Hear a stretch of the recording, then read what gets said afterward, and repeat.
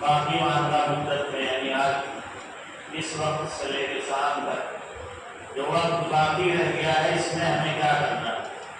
اس لیے کہ ایک چیز جو ہمارے یہاں بہت عام ہے وہ یہ ہے کہ آخری جمعہ ایک لفظ اس کے اوپر بھی غور کرنے کی ضرورت ہے. ایسے ایک لفظ میں عرض کر دوں کہ یہاں جو عام طور سے بولا جاتا ہے الوداع جمعہ، یہ کہنا غلط ہے.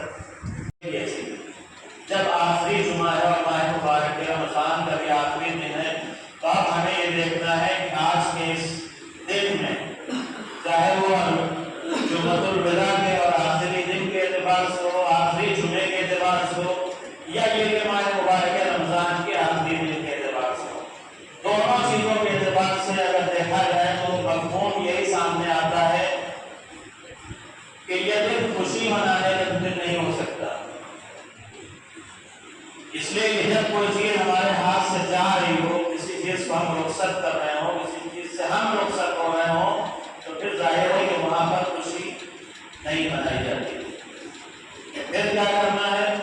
اس لیے کہ عام طور سے جو ہمارے یہاں ایک طریقہ ہے، طرز عمل ہے، وہ یہی ہے کہ جمعۃ الوداع یہ نام سنتے ہی اچھے کپڑے اور تیار ہو کے مسجد کی طرف جانا اور اس کے بعد اپنے گھر واپس آ جانا. لیکن اس کی حقیقت کیا ہے؟ اس جمعے سے یا اس آخری دن سے ہم سے اس چیز کا پتہ